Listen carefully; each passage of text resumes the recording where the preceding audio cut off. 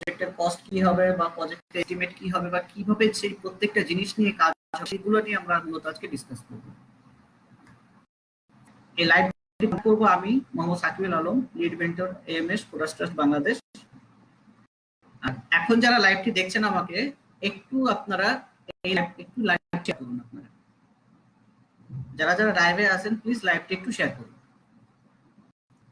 ইনশাআল্লাহ কিছুক্ষণের মধ্যে আমি আমার আজকে যে টপিক আছে টপিকটা স্টার্ট করে দিব।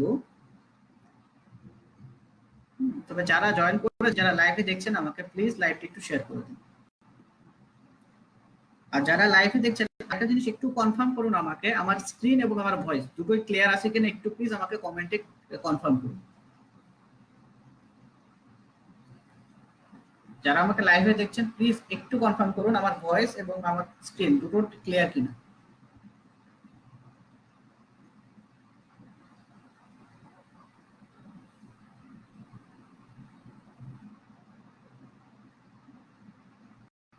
ওকে, থ্যাংক ইউ সালাম ভাই।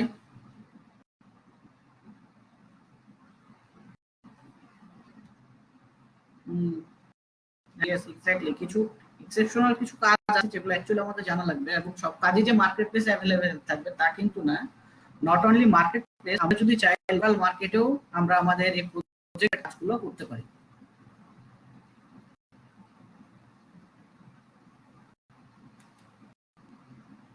তো লাইভে আছেন আমি আরেকবার রিকোয়েস্ট করছি, যারা লাইভে আছেন তারা আমার ভয়েস ঠিকমতো শুনতে পাচ্ছেন কিনা এবং আমার স্ক্রিন ঠিকমতো দেখতে পাচ্ছেন কিনা একটু আমাকে কমেন্টে জানাবেন।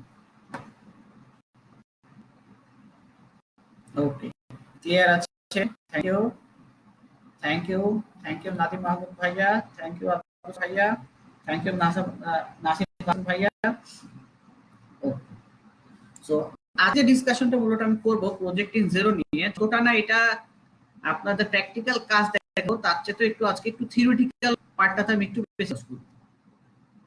যতটা না আমি আপনাকে জিরোতে প্রজেক্ট দেখাবো তার সাথে বেশি একটু আমি একটু পটভূমিতে আসবো অ্যাকচুয়ালি প্রজেক্ট ম্যানেজমেন্ট কি বা project making, what is project, এটা নিয়ে আজকে ডিসকাস করব। কারণ আমাদের যদি একটু ব্যাকগ্রাউন্ডটা জানা থাকে প্রজেক্টের, তাহলে কিন্তু আমাদের যে কোনো কাজ করতে গেলে আমাদের সেটা ডিল করতে সুবিধা হবে। সেটা জেরো হোক বা কুইক বুকস হোক বা যে কোনো অ্যাকাউন্টিং বা ইয়ার সফটওয়্যার হোক, আমাদের কাজ করতে যেন সুবিধা হয়।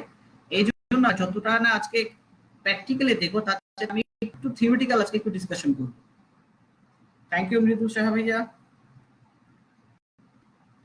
থিওরিটিক্যাল, এই যে থিওরিটিক্যাল কথাবার্তা বলবো, অ্যাকচুয়ালি থিওরিটিক্যাল বিষয়গুলো না ফোকাস করব। কারণটা হচ্ছে আমরা যদি কোনো একটা প্রজেক্ট করার সময় বা কোনো একটা প্রজেক্টে নেওয়ার টাইমে যদি প্রজেক্টের কিভাবে সেটা কিভাবে সেটা প্ল্যানিং করা হয়, কিভাবে সেটা স্ট্রাকচার হয়, কিভাবে তার এলিমেন্ট গুলোকে ঠিক নির্ধারণ করা হয়, তার তার প্রজেক্টের লাইফ লাইফ ইউজফুল লাইফটাকে আমরা চুজ করা হয়, এগুলো যদি আবার কিভাবে প্রজেক্টে রিপোর্ট সাবমিট, এই জিনিসগুলো যদি আমরা না জানি তাহলে কিন্তু কাজ করার পরও আমাদের কাজে খান্তি থেকে যাবে। তো আমাদের কাজটা যেন অ্যাপ্রোপ্রিয়েট হয়, আমরা যেন ঠিক মতো যার কাজই করি না কেন, সেটা আমাদের প্রজেক্ট হোক বা আমাদের ক্লায়েন্টের প্রজেক্ট হোক বা যারই প্রজেক্ট হোক না কেন,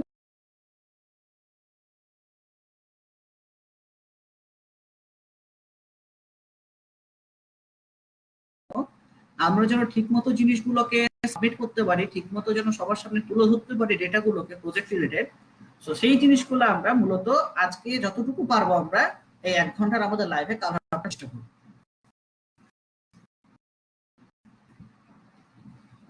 ওকে Miraj, thank you, thank you. তো আবারও রিকোয়েস্ট করবো যারা আপনারা লাইভে আছেন প্লিজ লাইভ শেয়ার করুন আপনারা।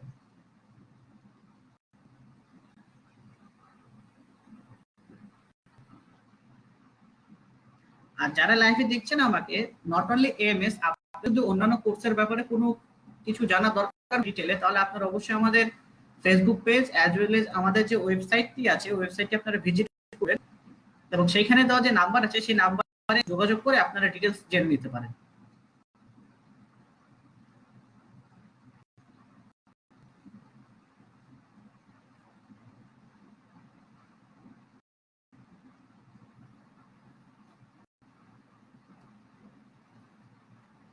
থ্যাংক ইউ তারিক ভাই।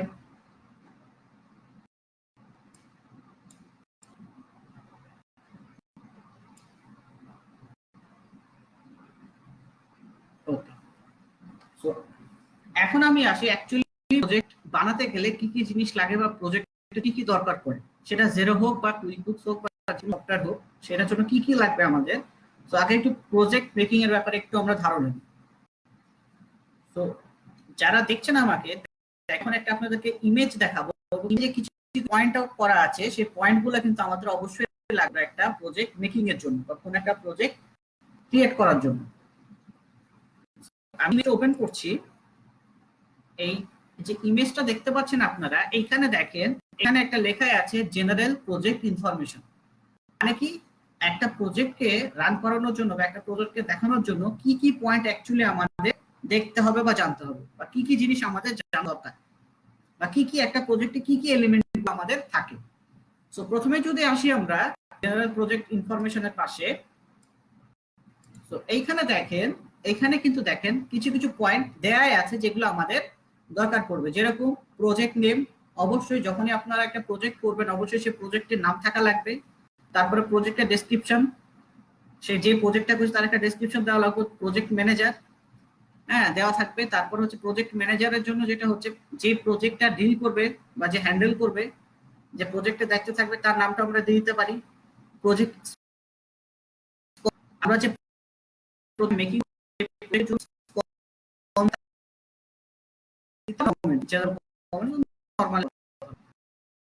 দেখেন পরে টেবিলটা আছে, এই টেবিলে দেয়া আছে start date, finish date, hours, days, budget. এখানে কবে স্টার্ট হবে, এটা কিন্তু এখানে যে টাইমগুলো দেখছেন এটা কিন্তু প্লাস মাইনাস হতে পারে।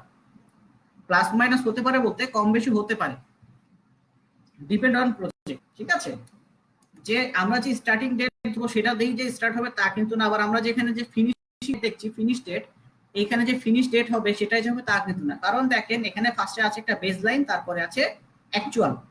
একটা হচ্ছে বেস আর একটা হচ্ছে অ্যাকচুয়াল, মানে এটা হচ্ছে জাস্ট একটা এস্টিমেটেড একটা টাইম, একটা এস্টিমেটেড একটা এস্টিমেশন। এটা হচ্ছে বেস লাইন বলতে এখানে বলছে এস্টিমেশন, আর অ্যাকচুয়াল বলতে অ্যাকচুয়ালি আমাদের কবে থেকে প্রজেক্টটা স্টার্ট হচ্ছে এবং কবে সেটা শেষ হচ্ছে।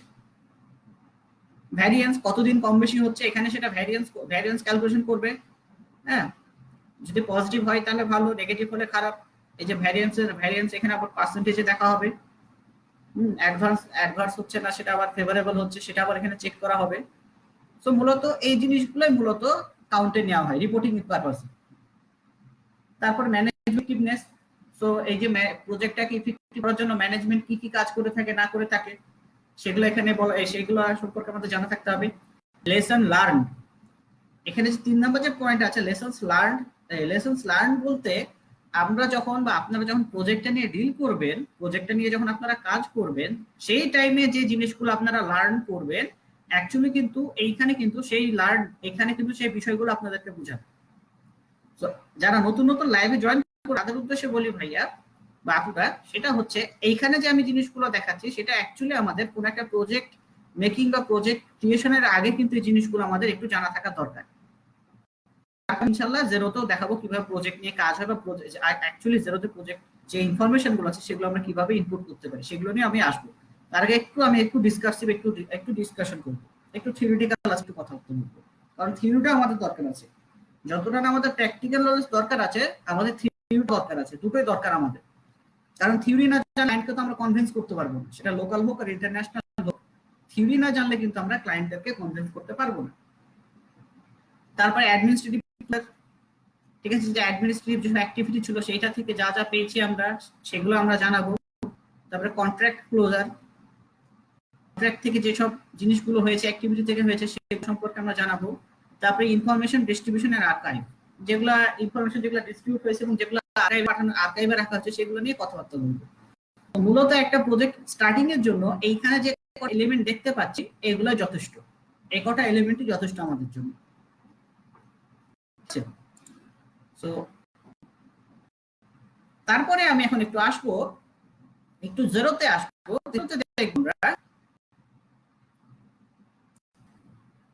জেরোতে একটু আমরা আসবো।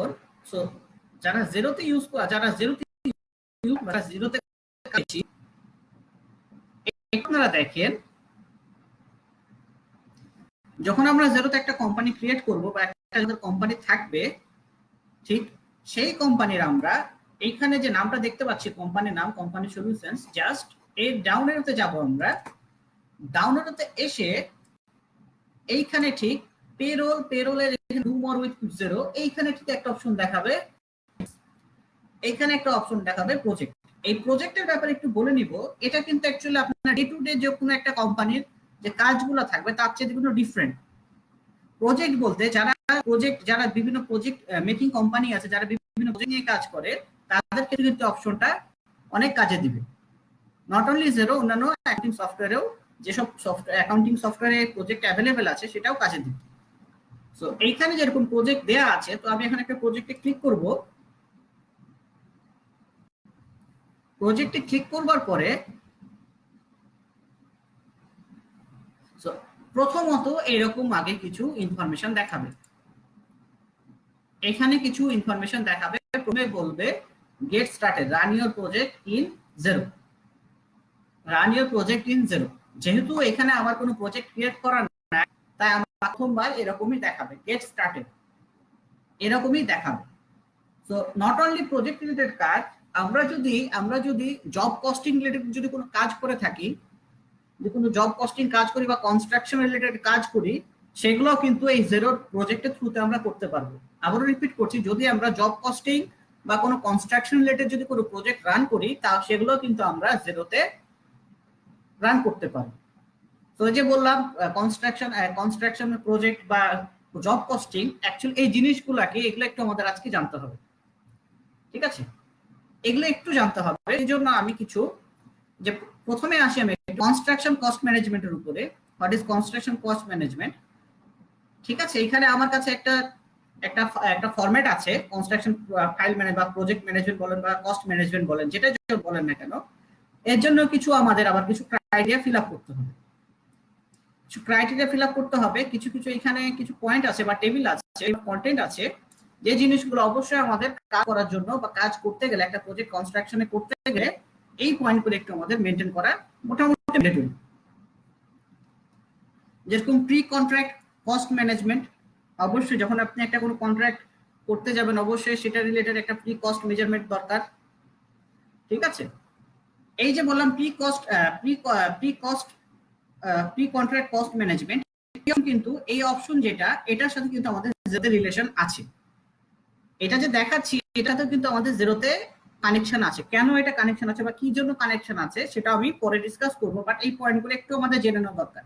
যারা আমরা প্রজেক্ট ম্যানেজমেন্ট রিলেটেড কাজ করতে ইচ্ছুক বা অলরেডি যারা প্রজেক্ট ম্যানেজমেন্ট নিয়ে কাজ করি, ঠিক আছে, তারা একটু জিনিসগুলো আমরা দেখে নিই।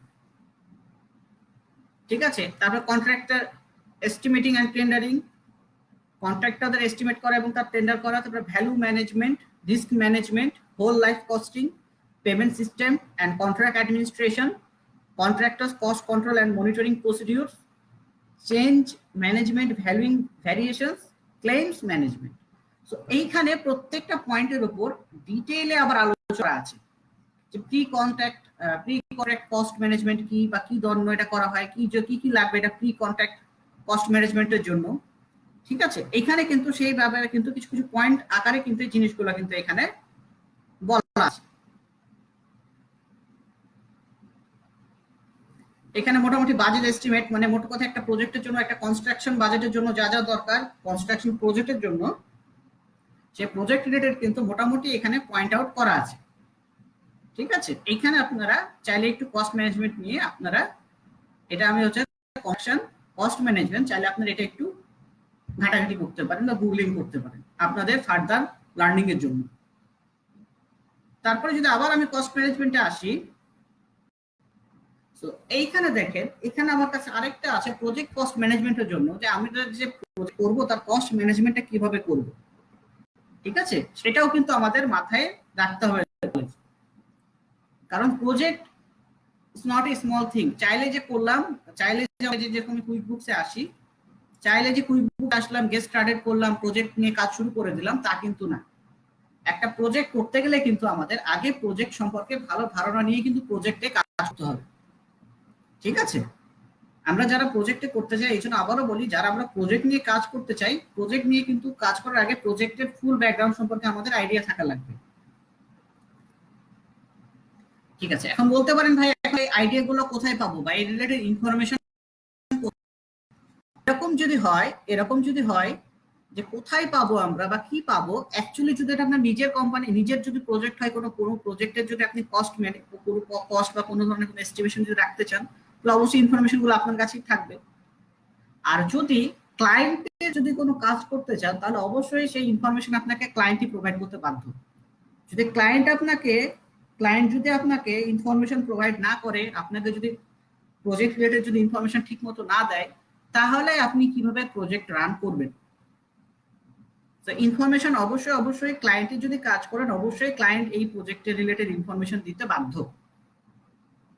ঠিক আছে, এটা নিয়ে কেউ কনফিউশনে থাকবেন না যে ভাই আমরা ইনফরমেশন কোথায় পাবো। যেরকম এখানে যে দেখালাম একটা ইনফরমেশন, যে এখানে যে জিনিসগুলো আছে ভাইয়া সবই তো বুঝলাম, আপনি তো দেখাই দিলেন, দেখানোর পর তো শেষ, কিন্তু আমরা অ্যাকচুয়ালি কোথায় পাবো বা এটা নিয়ে আমরা কিভাবে করবো?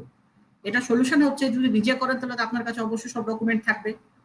আর যদি কোনো ক্লায়েন্টের ক্ষেত্রে করে থাকে তাহলে অবশ্যই সেই ইনফরমেশন গুলো আপনাকে ক্লায়েন্টই প্রোভাইড করবে, দেন সেগুলোকে নিয়ে আপনার কাজ করা লাগবে। ঠিক আছে, তো এখন আমি আবার একটু আসবো প্রজেক্ট কস্ট ম্যানেজমেন্টের উপর। এইখানেও কিছু প্রসেস আছে। কি কি প্রসেস হচ্ছে দেখেন, এটা প্রজেক্ট, এখানে একটা প্রজেক্টের হচ্ছে একটা জাস্ট কস্ট ম্যানেজমেন্ট একটা দেখাচ্ছে। ঠিক আছে, programming, identification, formulation, financing, implementation, evaluation. ঠিক আছে, এটা একটা লাইফ সাইকেল বা একটা সাইকেলের থ্রুতে বুঝিয়েছি কিভাবে কাজ হচ্ছে। সেটারও কিন্তু একটা মোটামুটি একটা আইডিয়া পেয়েছি। প্রোগ্রামিং আইডেন্টিফাই করব, ফর্মুলেট করব, ফাইন্যান্স করব, ইমপ্লিমেন্ট করব, দেন ইভ্যালুয়েশন মানে কাজটাকে কমপ্লিট করার চেষ্টা করব। তো কস্ট ম্যানেজমেন্টের উপরে আবার এখানে কিছু গ্রাফ আছে। ঠিক আছে, এখানে আপনারা চাইলে এই গ্রাফ, যাদের গ্রাফ ভালো লাগে বা গ্রাফ রিলেটেড যাদের জিনিস ভালো লাগে, তারা এই গ্রাফের মাধ্যমে আপনারা চেক করে নিতে পারেন।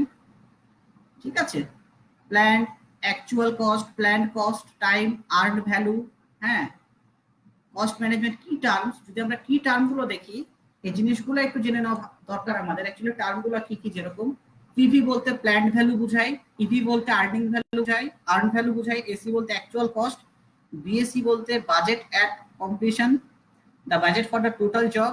ঠিক আছে, ইএসি বলতে estimate at completion, what is the total job expected to cost. ETC বলতে estimate to complete, forecasted cost to be complete job.